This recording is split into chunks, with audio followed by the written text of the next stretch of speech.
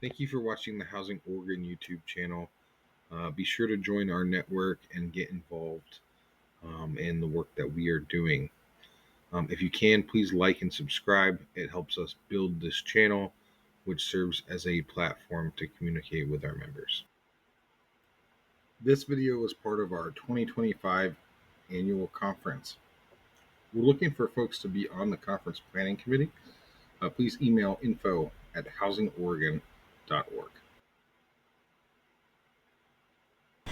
My name is Julie Massa, and I am the Network Support Manager for the national nonprofit ROC USA. We've had a little bit of a mix-up this morning. We were sent to one room, and then we learned that we're actually in this room. So we're waiting possibly for 1 or 2 people to show up. I'm going to go ahead and start with our presentation because you've been waiting. But I just wanted to say, sometimes these things happen at conferences, but you all knew where to go, so that's a good thing. If you're not here for hearing about ROC leaders, please let me know, and we will try to find your room for you. Thanks so much. Just give me 1 second and we'll start.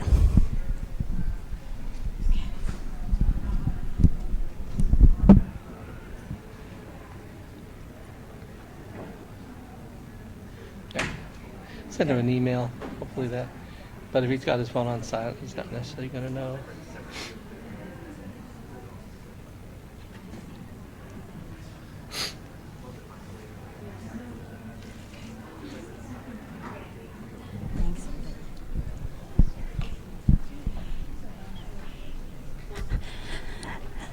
So like I said, my name is Julie Massa. I'm from the national nonprofit ROC USA.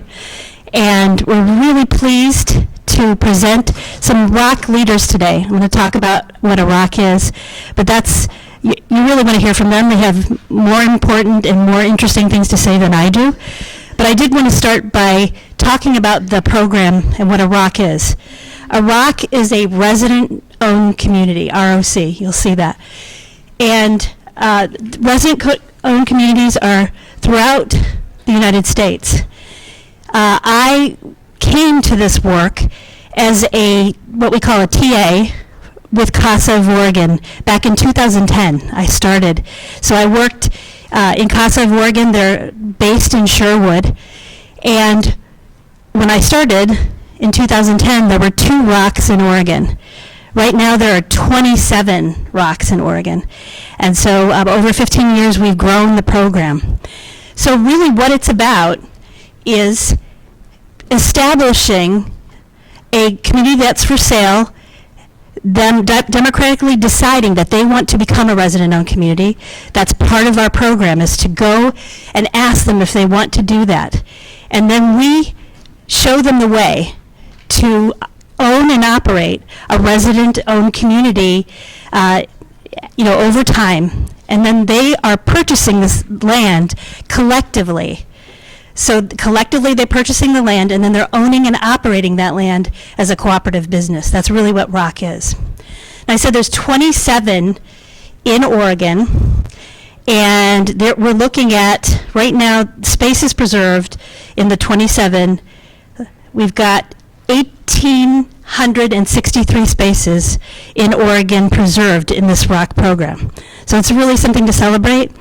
It is a preservation program primarily, but we're also looking to help the residents and assist them in improving the community. Sometimes they're purchasing the manufactured home park, and that's primarily manufactured home parks that they're purchasing. And the land has not been taken care of well always, and there are improvements that need to be made, so we're also looking to finance those improvements. So we're doing 2 things when we're helping the residents and they decide to move forward democratically.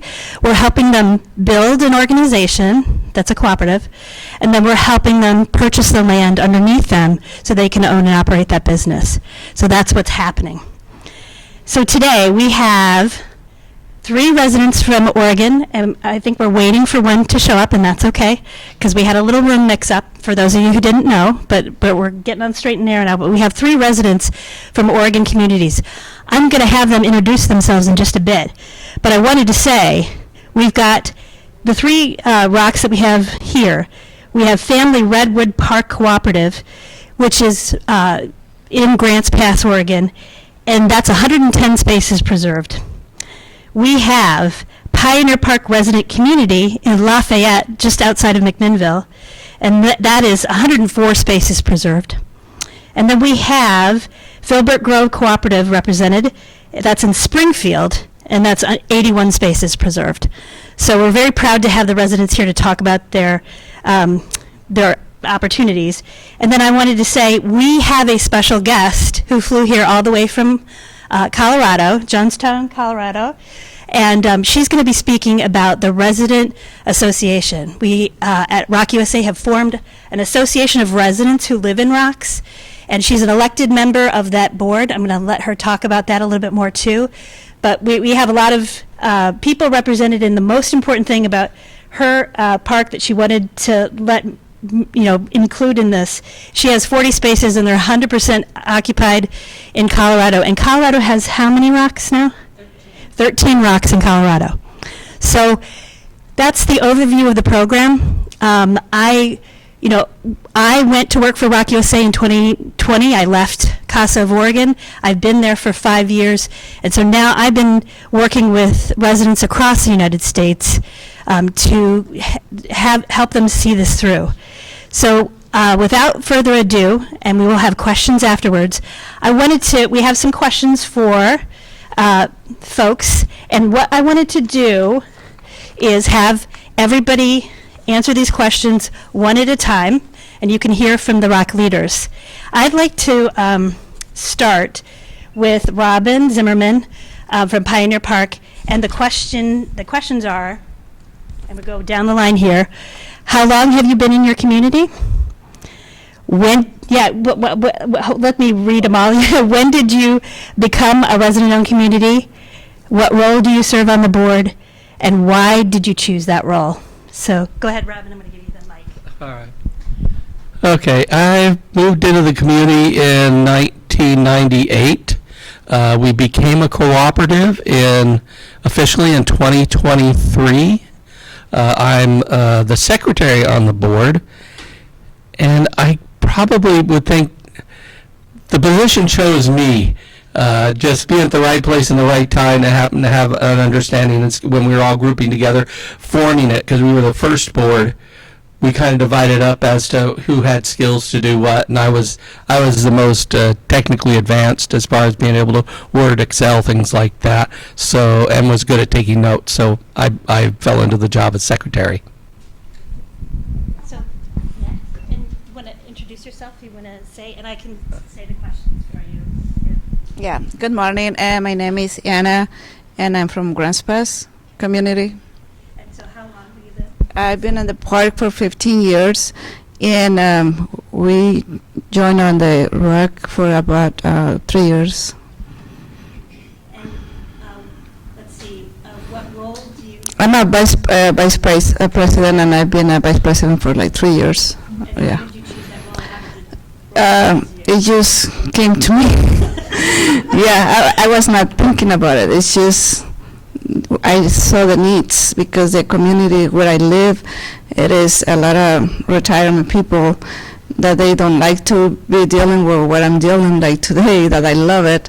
And the other part is like the community where I live, it is a lot of Hispanic people, and they speak Spanish, most of them. And it's like, okay, you need to help us. Like, all right, then I'm here, and I love it. Thank you. I'm going to now pass it to Kelly.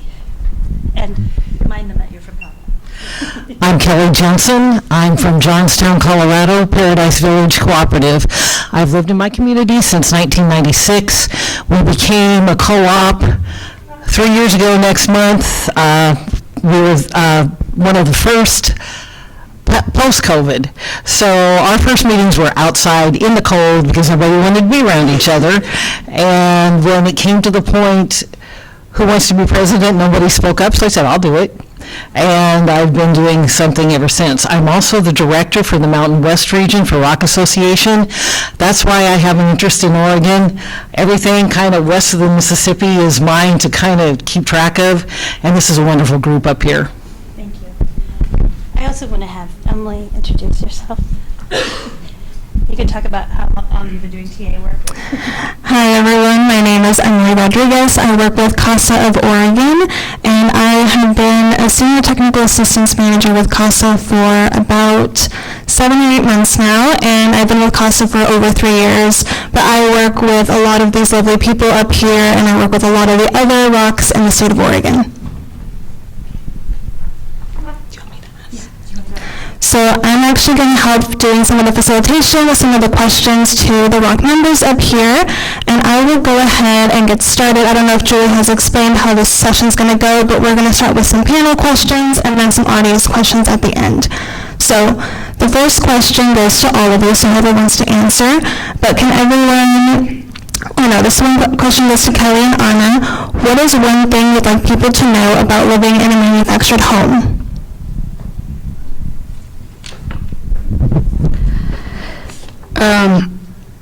What I love is that what we pay to have this space is not expensive. And, we try to, as a community, we work together as much as possible to try to keep the rent as low as possible, especially where we live. And it's getting so high on the rents and everything. And because we, as a co-op, we try to keep it as low as possible. Thank you.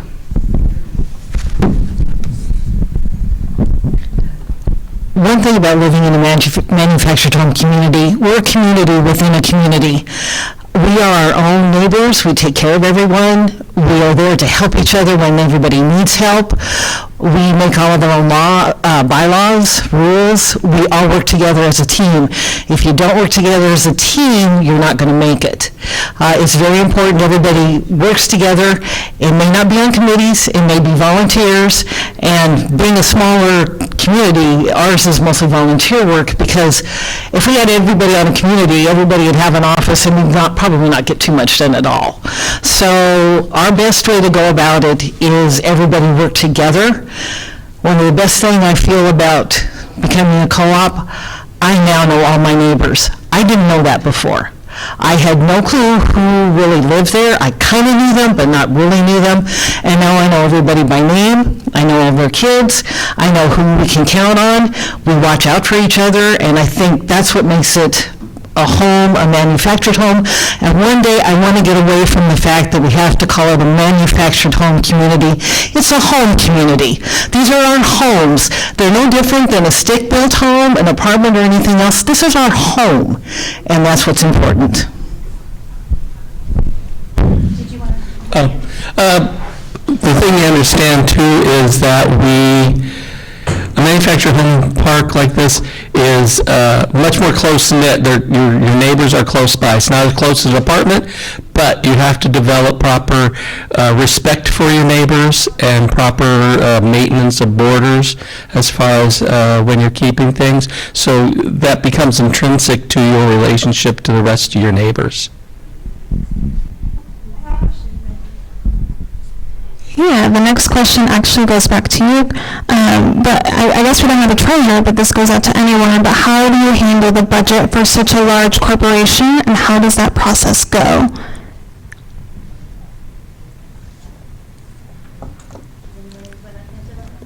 I can help. I'm the vice president, and what we do, we have a property management, and they take care of, they send all the money to whoever they need to pay, but it's always really clear. That's what I kind of know, how they handle the money, because property management always send all the information regarding money to us. In the model that ROC USA shares, we want to see a technical assistance provider, which Emily is one and has identified herself as one. We want to see a property manager. We want to see a CPA. We want to see an attorney, so that residents hire these vendors to support the board. Property management does the management of the communities. Come on in. Thanks. Yes.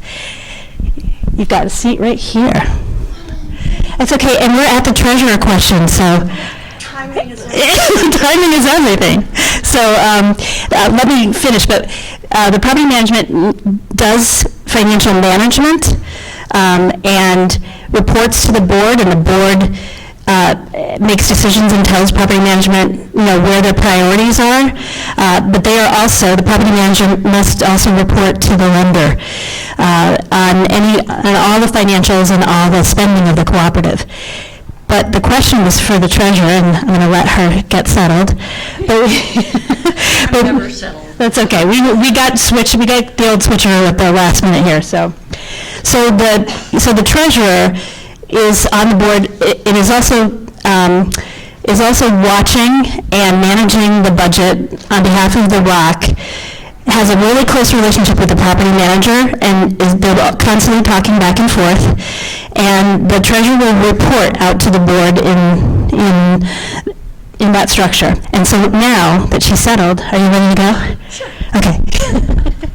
Okay, and we're talking about? We're talking about the question one more time for Chris. How do you handle the budget for such a large? Not that one. Okay.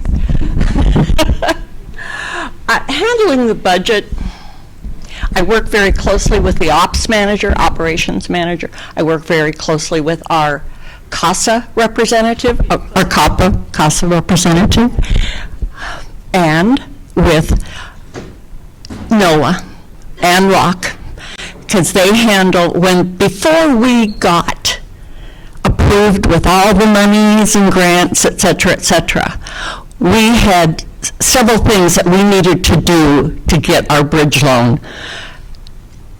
And we did, and it was hard, but the budget now is just everyday usage stuff, new carpeting in the dining room, putting up fences around the whole property to make it feel secure. That's what we're doing now. So I work with, very closely, the ops manager, and I work with my TA and with NOAA. So then we let the board members and the populace tell us what they would like to see brought in. Okay, we're not bringing in a bouncy house. I want one, but they won't let me have it. I have to buy my own. So, when we get the final budget, and it's been okayed by CASA and NOAA and everybody else, we bring it to the people at our annual meeting, and if they don't like it, we have to change it. But that's how the budget works for us. We are a small community. We're 81 houses with about 112 people. And so everybody knows everybody, and we all pretty much have the same dream for what we want our park to be and how the money should be spent. So that's how the budget is handled. The next question is mine. The next question is yours. I'll just say it out loud. Yeah. So the next question is, can you give a little more insight into how you receive funding for communities? Our capital improvement bids and items we were originally, with our bridge loan, we used a lot of that for our capital improvement to bring it up to what the lender wanted.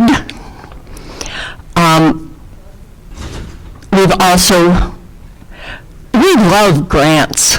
We love giveaways. We just got a cooler system put in with a $7,000 bump back, and so it only cost us $3,000. I mean, things like that. That's how we do it. We look for people, you want a new roof? Contact this company. They've got an ongoing thing, and our residents will take care of it. We are now at the point of being a ROC for 4 years. We're celebrating our 4th year. To be able to pretty much plan our own capital improvements. We don't need to use the money that's still hiding out in one of our lenders' pockets for us. So we are, our rent money is enough at this point to cover any major, not major, just major problems. And that's how it works. When you start out as a ROC community, you don't have to have any money down. Everything is financed from the get-go. There's no credit checks for any of the members of your community. It's all done at the corporation level. You form a corporation, a not-for-profit corporation, as soon as you decide you want to become a ROC. And I think that's important that everybody knows. We've gone into these and none of us had to put any money down. Part of the money that we get, our CIPs, is also part of our loan, so we have that money available for capital improvement projects. That is usually spaced over a 10-year period with certain amounts allotted for each year. We want you to get this done this year, this the next year, this the next year. And something I just found out last week, there's deadlines on getting these CIPs done. If you were given a CIP the first year, you better have it done within 12 to 24 months because it can affect your loans. So we've got to get that out better. But I just want to stress, we went in these with no money down. Nobody's responsible for anything on their own. It's all handled by someone else. Perfect answer and collaboratively answered, honestly. I wanted to say for affordable housing folks in the room, we know the recipe for affordable housing is making sure there's adequate reserves. And when we're talking about CIPs or community improvement plans, we're talking about that reserve for replacement. So if you do traditional affordable housing, you'll notice that that's what we're talking about when we're talking about the CIP plans. And as a lender for any affordable housing, the lenders are going to hold them to those deadlines just as they would any other affordable housing project. And so, I think the ROCs have done amazing work keeping up with those, but there's a lot for the residents to do. And that's why we are always making sure that they have a team around them to really look at those deadlines and make sure that they're keeping up with their lender approvals. Each ROC meets with a lender when they first become a resident in our community, and the lender lays out the guidelines that the ROC must meet if they're going to maintain a good relationship with their lender and stay financed. So I just wanted to insert that. Yeah, there's a question in the back. I'm going to entertain that question, and we're going to have questions later, but go right ahead. Go ahead. I can totally wait, but so you decide. But I was just wondering if they could each say how much was their space rent before the conversion to resident ownership and how much is it now? Absolutely. And before they do that, I want to make sure that I say, Oregon has been very generous to this program. And there's a grant available from Oregon Housing and Community Services, and there are tax credits available as well. And so that is not present in other communities. I would say Colorado is another one where Colorado has been extremely generous to ROCs. So I want to say that because some of the space rents, when you hear them across the country, it's much different than the difference here in Oregon. So, do you want to go space rents with answer this question? Sure. Like beginning and then after. The rent to begin, when we first became a ROC, I love that sound. I wish I could throw it at people and make them understand what it means. But we were paying $802 a month for land rent to a corporation that was wanting to sell out, and we'd only get $3,000 to move our trailers. Our trailers are, at least the youngest one was built in 1976. They won't move them because they will fall apart. The first 2 years of our being a co-op, we raised the rent to $852. That's it. It's been that way since we joined up. We became a ROC, a co-op, and this year, we're thinking we can drop it because we have been so lucky with the programs that we have gotten involved with that we can drop the rent. Not a lot, $25, but we have seniors. It's a senior park. Everybody's on a limited income. $25 a month is a lot of groceries at the end of the year. So that's what we're hoping to be able to do in November when we have our end of year. I'd like everybody to answer, and then we'll get to the questions later, actually. We have a few prepared, and we'll get to the other questions, but go ahead, rent before and after. Prior to our sale, our rent was $475 a month. After our sale, because of some things that we had to cover, it did go up to $670 a month. But in the past 3 years, we've only had one rent increase of $25. And with the grants and stuff that I'm finding now, it looks like we're going to be able to hold that now. In comparison, in Colorado, a single one-bedroom apartment starts in my area at $1,600 to $2,000 a month, $1,600 to $2,000 a month. So we're still way below what we would be doing. So our state rent, there's a few different in the park because of sizes, but mine's about $500 a month, just a little under $500, and hasn't changed. We did have some major work done, but that was also covered by the initial CIP grant we got, so we didn't have to increase space rent there.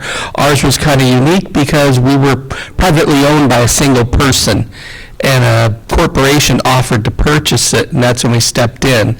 And space rents for any of the manufactured home parks near us run between $800 and $1,000 a month, so we run drastically under the standard. Before we bought it, it was $415, and we've been owning like for 3 years, and the rent went up twice. $50 the first time, and then $10. The total that we pay right now is $475 in Grants Pass area. That the rent is super high, and I'm so thankful for all the help that we got from CASA and ROC. Thank you so much. Do you want to start the next question? Thank you. Yeah. So my question can go out to any of the board members up here, but what kind of partnerships would your communities benefit from? Either funding, social services, industry professionals, or property management firms? I want to say thank you to all CARE, because at the beginning when we were really need help, they helped us with $200,000. Thank you. We live in Yamhill County. Yamhill County has a few services, and when we get notifications like that, we share them with the residents so they can apply individually. In the little city of Lafayette, it's kind of nice to be able to copy our rules off of the city charter as a smaller community, so that's kind of, and then knowing our contractors and getting a relationship with them makes it a lot easier, because then they know the property, and when they come in to repeat a repair or continue something, they actually know our property. I think one of the most beneficial contacts you have is your property manager. If you don't have a property manager that you can count on that is there to help you, you're sunk. And they help us so much with our books, with our taxes, with anything legal. We can go to them. We have financial advisors with them. We have our attorney. Also, it's very important that you get to know your local, your state, and county officials. They can give you so much help in everything that you do, and if it wasn't for our state, we wouldn't be getting the grant money we've got. So getting those ties in right away is very important.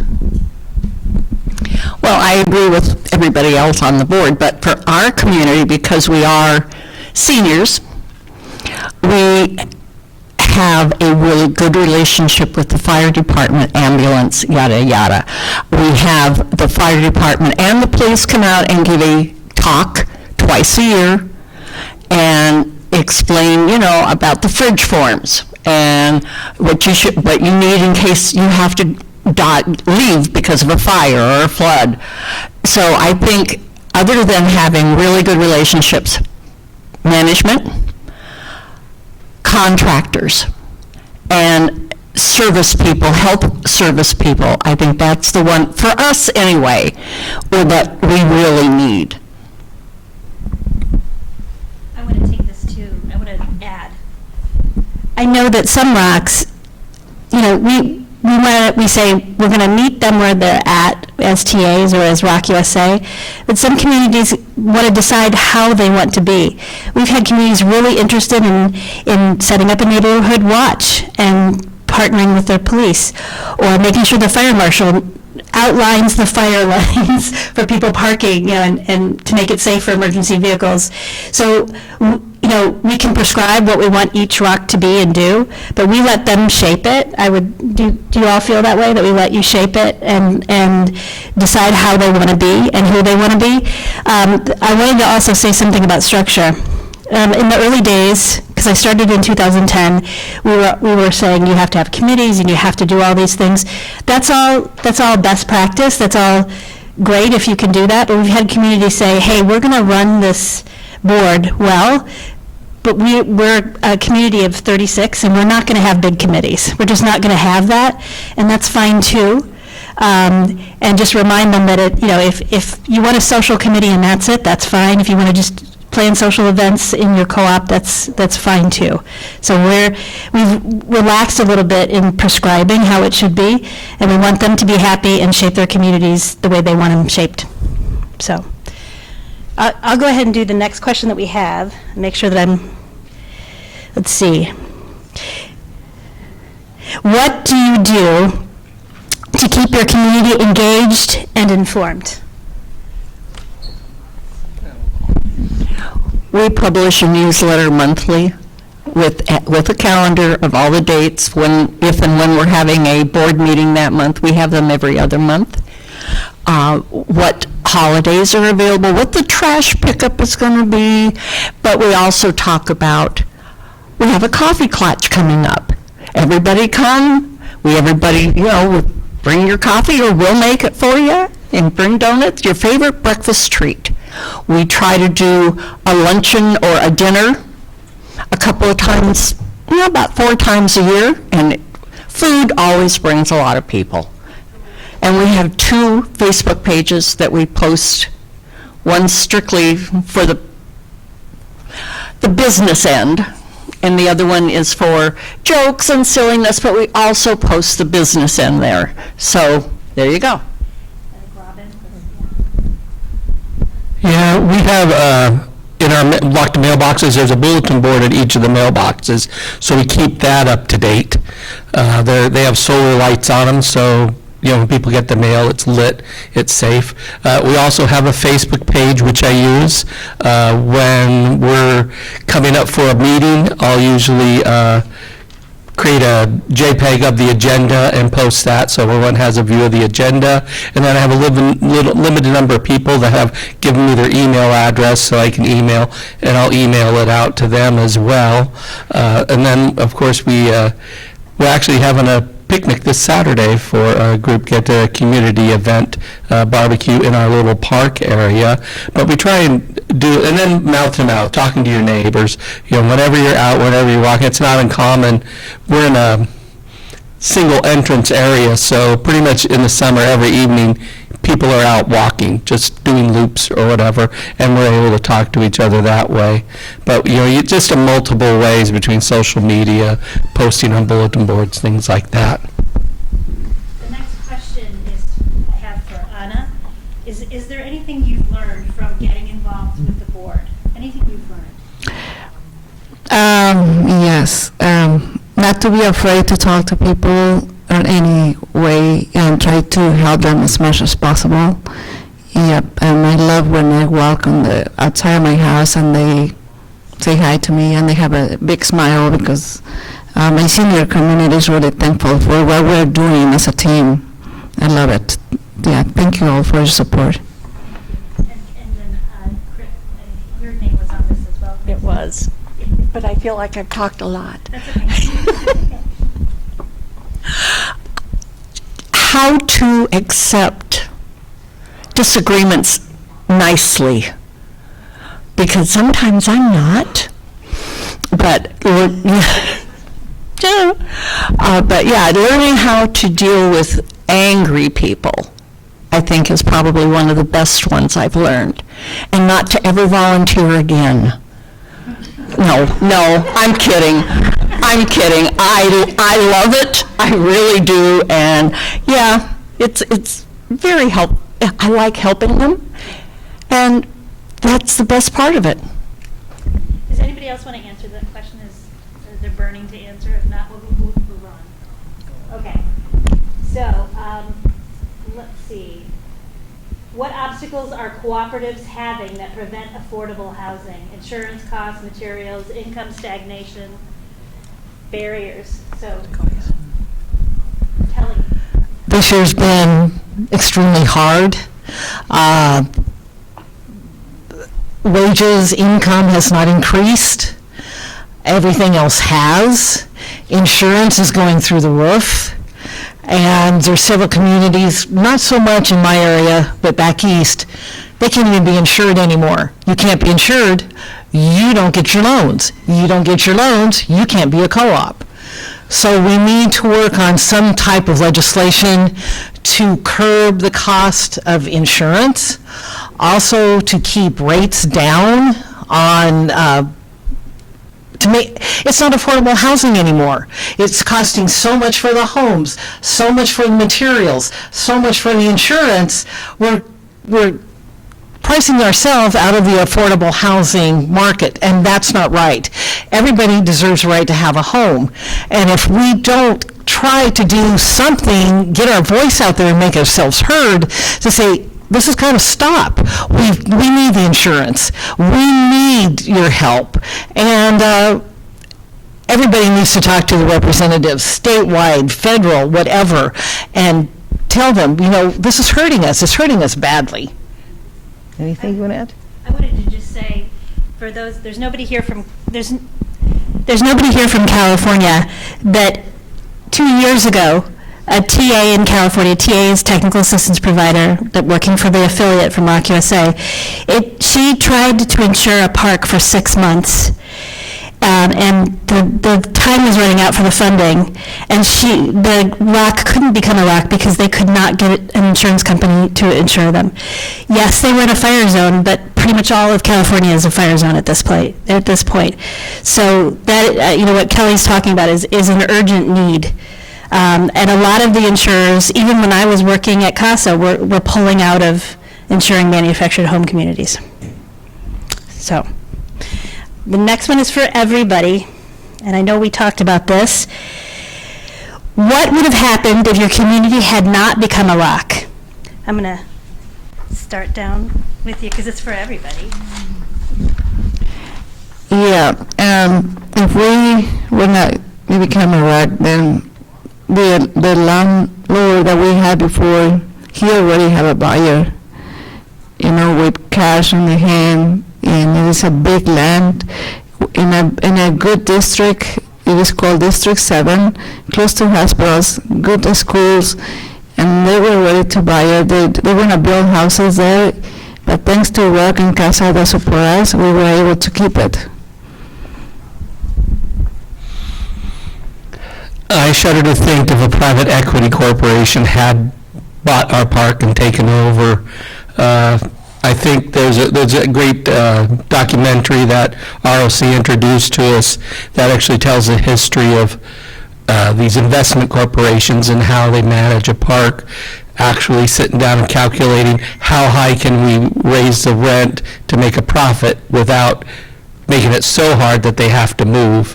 And so, and I also see from our park versus the ones neighboring parks what our space rent would have gone to. And you never know, we wouldn't be able to control what investments, what improvements, what repairs would be made, so, because they would have all the power and we'd have no say at all. Right from the start, our previous owner said that he wanted to sell to us. So we were lucky, and he said he would work with us any way we could, as long as we could come up with his asking price. If we would not have been able to do that, I know with the building that's going around in my area right now, we wouldn't be there anymore. They would have moved us out. We're now surrounded by townhomes and condos, and that would have been on our place too, because you can put more people in a condo or a townhome, and you can make more money. So I know if we would not have become a co-op, we wouldn't be there today. And neither would we. They had our property set up to be a convention center, Hunko figure, and it was, like I said, they were only going to give us $3,000 to move our trailers. Our homes, which we couldn't move, that wouldn't even pay for a moving truck to move our goods. Rent around our area, University of Oregon, go, there's no rent less than $2,500, $3,600 a month. We have people on Social Security who make $1,100 a month. They couldn't have moved. They would have had to been shuffled off to children who sometimes don't want them, or to a old age home if they are even in existence now. I don't know, but that's what would have happened. We would have been homeless. And it's hard to it makes me cry occasionally when you think about it. So yeah, that's what it was. Thank you. We have one question, and we'll open up to the audience, but I wanted to call out A Decent Home. It's a documentary that ROC USA, it wasn't sponsored by ROC USA, it was an independent filmmaker, A Decent Home, and it chronicles a park in Colorado. And it's a hard watch, but everything's very real. And I think it nicely outlines what a lot of these people would have faced if they had not become a ROC. So again, A Decent Home. Terry is the filmmaker's name. I am blanking on her last name, but I'll get it before we leave. So the last question is, what is one thing you could go back and tell yourself, your neighbors before becoming a ROC? Like, did you miss some information, or did you understand what it was going to be like, or, I'm just prompting you. So that's for everybody. Go ahead. Do it. Doing it is safety. It's keeping your home. Do it. Read the paperwork they're handing out. But don't be afraid to do it. Be afraid to not do it. It's really hard for people to believe that this is not a scam. When you have somebody come in and tell you, okay, your property is worth this so many millions of dollars. Do you want to buy it? And they go, yeah, sure, right. Sure, how am I going to get that kind of money? They walk you through step by step. It's a very short period. Time goes very quickly. Everything has to be done very fast to make this work. And I've been asked, would you ever do it again? And in a heartbeat, yes, I would. Because this gives me safety, security. I have a home that can't be taken now. I own my home, I own the land, and those two cannot be taken away now. To keep in mind, this is not a passive activity.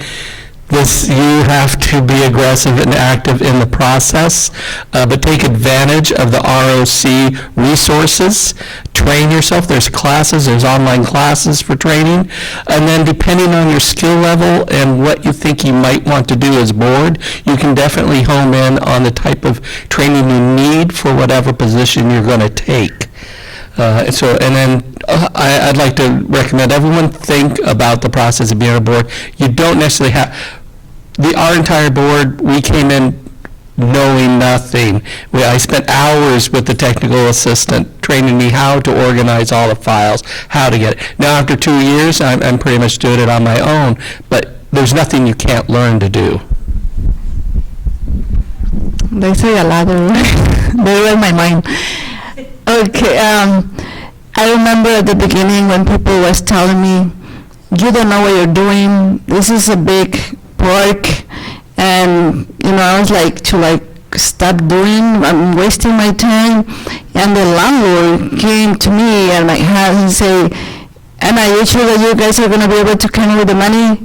And like, you just wait for us. And I'm so thankful that he waited 1 year for us to go to the process, because, you know, it is amazing that there is a big 11 acres, and to come up with that kind of money, it was a lot of stress.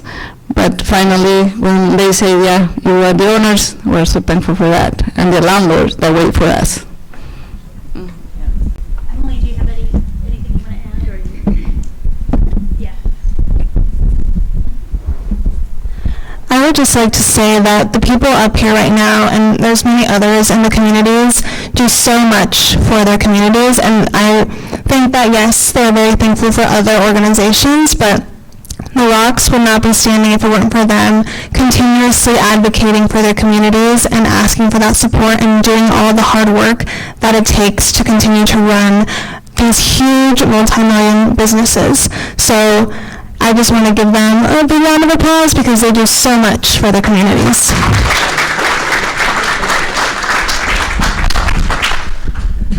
We have what we call the ROC Association. The moment that you sign those papers and you close, you are now a member of the ROC Association.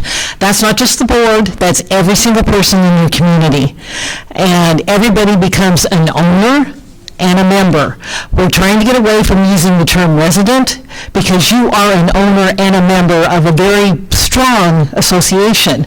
We offer outreach and education to everyone. Like Robin said, we have training classes and several things. It's not just with governance or anything like that. If you are so stressed you cannot make it, we've got programs in there in our program Rocket that will teach you how to calm down, ease your stress. We have fair housing programs in there. We have everything. We do learning labs. We also do policy and advocacy. We work very hard on a certain initiative that right now is kind of stagnated, but we hope that someday that does get passed completely. So that's why we're trying to branch out and do some other things. There's so many things we do need to work on, like I said before, insurance, loans, and stuff like that. We involve all 350 ROCs that we have across the United States. Everybody can be a member of any one of our committees that they want to be, and the more involvement that we have, the better off we get. Also, can you mention ROC for ROCs? We do have two programs. First, we have peer-to-peer. If you're really struggling and you don't know what to do, we call it peer-to-peer. If it's not a real serious problem, and say, I'm a treasurer, I do not know what I should be doing, we will connect you up with a treasurer in another ROC somewhere and say, this is what you need to do. They will help you. They will walk you through this. We also have what we call ROCs for ROCs. That's where when things are kind of getting iffy, things are getting rocky, they don't know if they're going to survive as a ROC. We will come in and we will talk to these communities.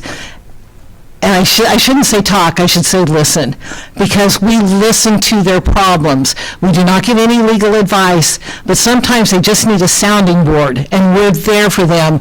We make sure they have someone to listen to their problems, and we won't let them go. We do everything we can to make sure that they are going to succeed.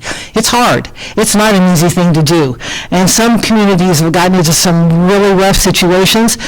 A lot of them are working their way out, and I'm so happy to see that they stuck with it. They did not give up. They are going to continue. And that's nationally. That's nationally. Yeah. So with that, I'd like to hear your questions. I know someone had a question earlier. Does somebody want to? Yeah. Yeah, I'll come to you. That's all right. I need to get my steps in. All right. I'll come back. This is like a structure question. How do resale of units and land work? Do you sell the LLC memberships in the ownership group and then the individuals own land, but would they sell the homes separately from the land? I'm just kind of curious how that works when folks leave the community. Everyone owns their own home. We will not tell you you cannot sell it. The home is yours to sell. We have nothing to do with the actual homes. The ROC owns the land beneath the homes. So say you have a park that's 5 acres big, and you have 20 homeowners. Divide that in spaces for 20 people. Every person has a part of that property. You don't own your lot, you own the land underneath the whole community. That's what we own as a ROC. Homes are a separate thing. Anybody can sell anytime you want. The only thing, we do have requirements. Our bylaws require that. You will have to go through a background check. You'll have to go through the normal checks of anybody else for selling the home, but we do not put restrictions. If you have 2 offers, one person is affordable housing qualified and the other is not, we ask that you take the affordable housing one first. I want to add to that. And that whole process is not done by the board. The board gets a review, but you're applying to the property management company because they handle the management, and then they will advise the board, do you want to accept this application? So the board has a hands-off type of thing to things like that, enforcing the rules. The other piece of structure that I wanted to say, in Oregon, it is a nonprofit cooperative, it's limited equity cooperative, and that is in the statute. It's ORS 68, and then this program was actually inserted into the statute as ORS 68-800, and so you can check that out. If you want to write it down, you can check it out and see how the structure goes, but it's limited equity, so memberships start. People can join, usually it depends on the ROC, but they can join at $10 or $15, and then eventually the board sets a membership rate, one-time membership fee, and then that is paid and it's returned if you leave the community. Does that help? Yeah, okay. I know you had one too. I actually have a couple of questions, so I hope that's okay. The first one is, I know that you mentioned this was for preservation projects primarily. Has there ever been an option for somebody to develop a property around this concept from scratch? Yes. So I know that there's wisdom in the room, especially Lisa Rogers, Addie Cepeda, who work for CASA, and Emily too. Does anybody else want to talk about that? Yes, Alex. Of course, Alex. Your knowledge and wisdom too. So, do you want to talk about that? Okay, and introduce yourself. Hi, I'm Alex. I'm the director of the program that we're talking about. We have started or initiated one redevelopment in Talent that was one of the fire impacted properties, and so there is an initiative and we'd like to develop more because it's a really affordable program, an affordable option both in preservation and redevelopment. The thing is time to become, they may be established and then maybe time to become a cooperative. Is there going to be a time in between that they may not be? Sure. Similar to, I think when it goes through bridge financing, right, is they are incorporated and there's an interim board, as there is in Talent right now, and they're going through the rules and all the steps, but I think it's a little more gradual process than maybe what Kelly was speaking about, where upon acquisition it's rapid and you have to kind of conform to a seller's timeline. I apologize for not recognizing you. You should be recognized. There was another question there, so let's, go right ahead and then her. Okay. You got a list. Yeah, oh yeah. I love it. So you answered some of them. I'm curious about the management of the assets. I've served on HOA boards, and I'm curious about the tools that you use to manage and preserve those assets. Do you use things like reserve studies to make sure that the assets are maintained and that you're managing your payments in order to be able to cover those in the future? Yeah. I'm going to let others answer that too, but what I do know is that I know that very skilled property managers have been asking those questions and been asking the lender, can I do a reserve study and can we do this? Can we look at the initial CIP? the reserve for replacement, like, do we have to redo that? So I'm not saying that the property manager should handle it, but they have been asking those questions or pushing the ROC to do it and having discussions with the lender as good planners, as good financial planners. Does anybody else want to answer for that? Anybody from CASA of Oregon? Yeah, Lisa. Let me go over here. And do you want to introduce yourself, please? Hi, I'm Lisa Rogers. I'm the Deputy Director at CASA.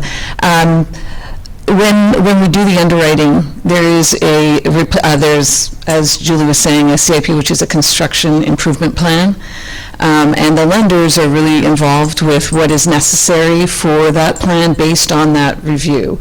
So things like water, sewer, roads, community buildings, they look at all of that. And if a lot of these parks, when they're being preserved, is because somebody is ready to not do those improvements. And so those are all calculated in. There's usually an initial part where you have to do immediate repairs, and sometimes those are rather large, but there is still that replacement reserve that's built into the pro formas that's ongoing. And so the property managers then make sure that they're collecting all of that funding. It usually goes to the lender and is held by the lender, so that when there is an improvement program that needs to be done, the lender has to approve it. And they go ahead and say, okay, it was in your plan, it's online, you have enough money, you can go ahead and do it. If there's not enough money, then you have to go back and try to find some more money, and then you might have to increase your rents if it's really necessary. Do the lenders have the expertise to assess the assets? Absolutely. The other thing that I've seen done is a lender, there might have been an inadequate CIP planning happening, and the lender talks to the treasurer and the board and the property manager and says, yeah, you're gonna have to figure out what goes from what was planned for, and you have to rework it and come back with us with a plan for how it would be reworked. Yeah, do you have another question? I knew you did. Go ahead. I can be loud. Is there a minimum number of units to qualify for a ROC? Yes. So for ROC USA, they are no longer funding projects below 25 spaces. There's been enough over, ROC USA has been operating since the late 80s in New Hampshire, and it was 2008 that it went national, and CASA was one of the first to do ROC here in Oregon, and I think it was 2009. And so they've been doing this a long time, and they've seen over all that time that under 25 spaces, they're really going to be struggling to be a cooperative, not to even mention the social capital required to have a board and run the community. So that's the limit right now. And as I've seen across the United States, the CTAPs, the Certified Technical Assistance Projects like CASA, they are also adhering to that. The first ROC was in Meredith, New Hampshire. It was 13 spaces, and they're still there today, and they're rocking away. But 13 spaces is really, that's hard for a cooperative. So, yeah, go ahead.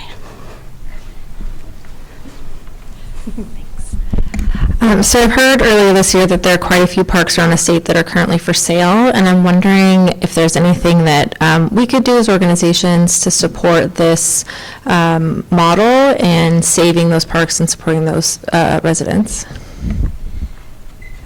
My first thought is Oregon does have an opportunity to purchase law, and that is not a right of first refusal. That's not what that is. But a park can be aligned with CASA or even another entity and express in a letter of interest like the desire to purchase. And the owner has a chance to say no. No, we're not going to allow that.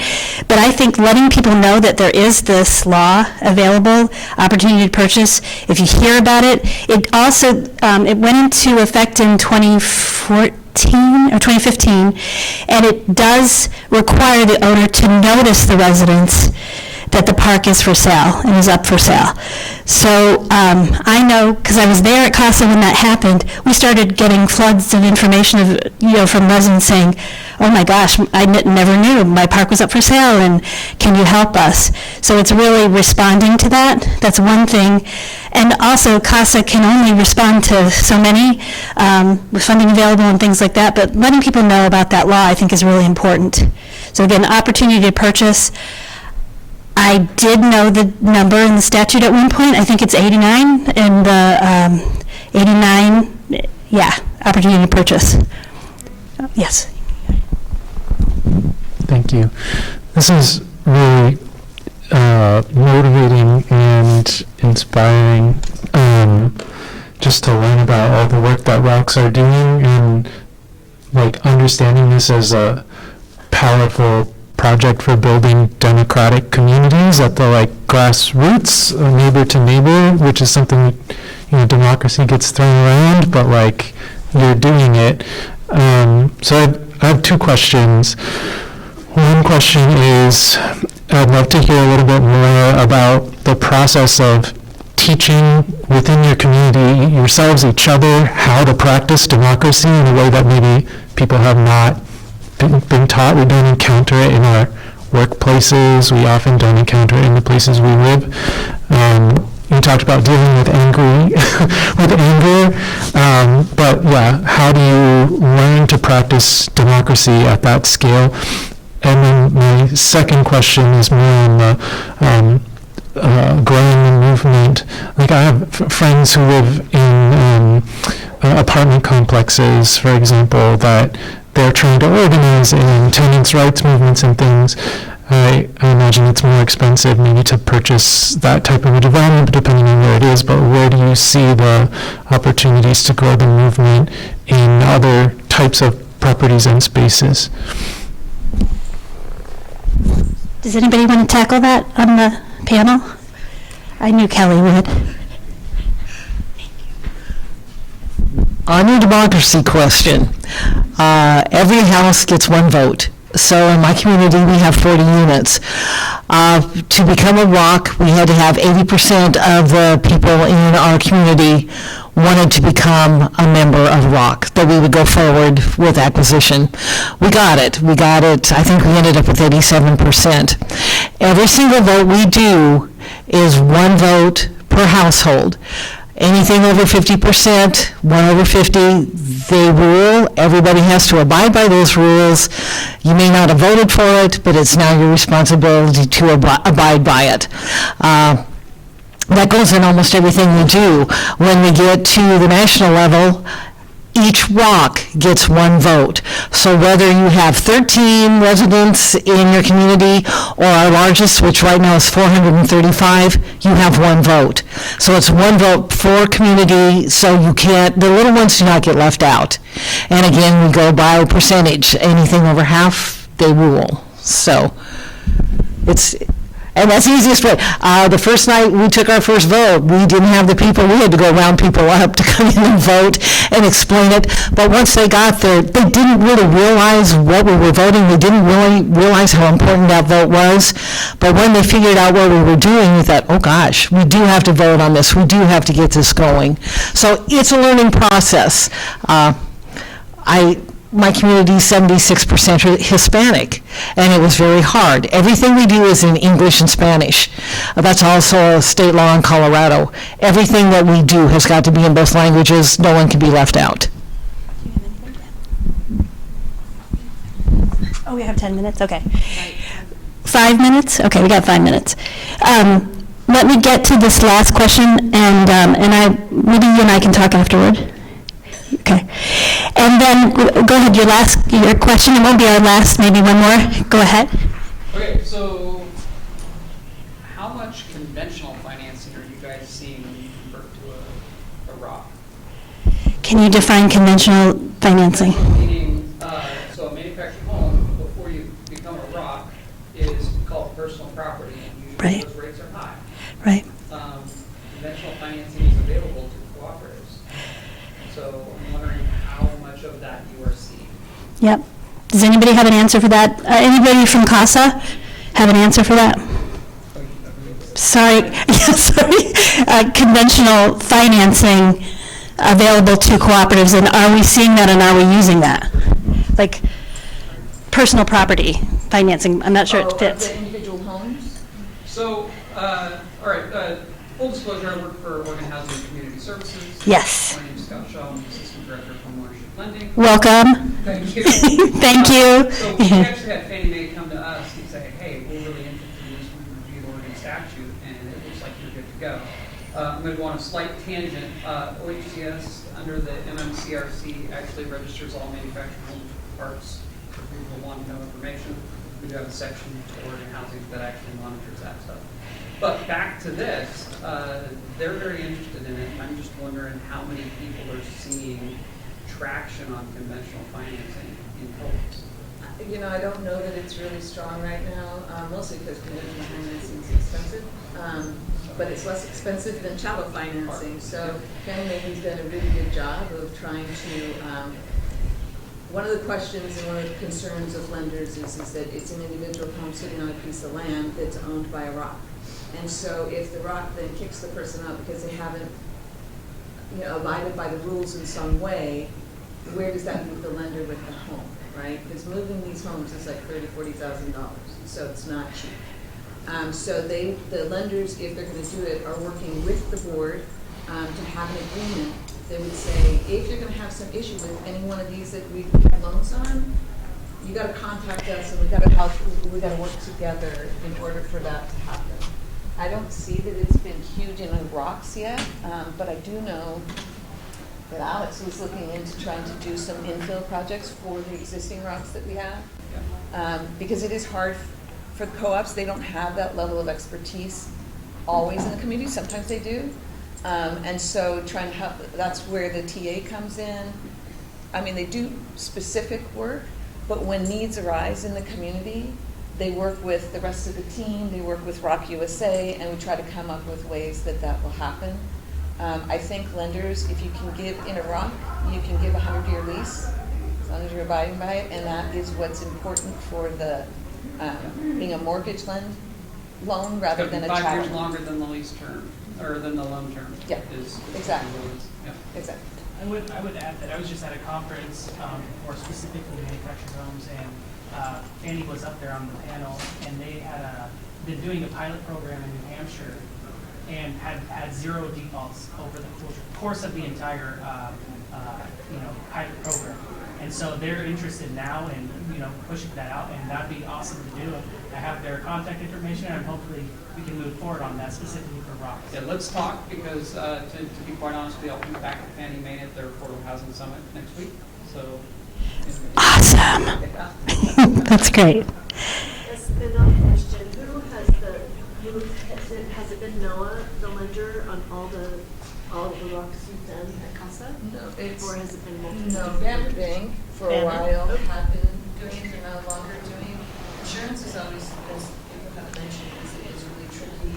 I don't know why lenders don't do it. It's such a secure investment for them. They're purchasing land and infrastructure, so they don't have to worry about the individual homes, because each one of the residents owns that and has to have their own insurance on it. Banner's been good, NOAA's been good, anybody else? And we keep working. We consistently work to try to find new and more lenders to do this. It's not the right market right now for that, which is unfortunate. But the reason why we like to use NOAA or anybody else is because of the Oregon Affordable Housing Tax Credits, which Right. significantly reduce the application. The purchase price, yeah, it really buys it down. Okay, so there's a pass-through for, is homeownership against exempt from pass-through? I'll talk to you about this. Okay, it's good detail. I did want to call out Eddie Cepeda and Aubrey that are here. And can you quickly talk about your program, just super quick, to let people know about it? So hi, my name is Eddie Cepeda. I work with Energy Trust of Oregon, and we help incentivize manufactured home replacement.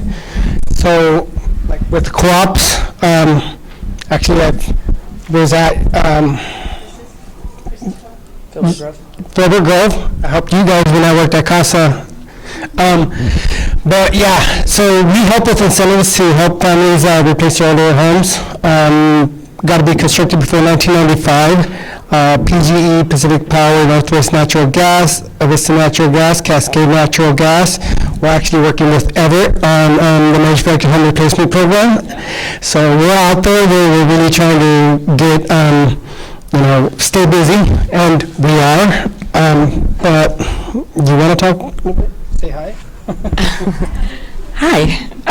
We provide incentives for single wides $10,000 to $11,000 and double wides $15,000 to $16,000 for replacements. And working with the cooperatives, we pair it together with OHCS's manufactured home replacement program. So when possible, yes. Thank you. Good to see you. So when I say that Oregon has been very generous, they have been, and programs that were just mentioned and previously mentioned before have really made a difference. And I know in Colorado there's been great strides made, but there's more to do. And thank you for coming. If you have any other questions, we'll be up here. I think some of us are willing to stay a little bit. You can ask us individually, but I really appreciate you being here. Thank you.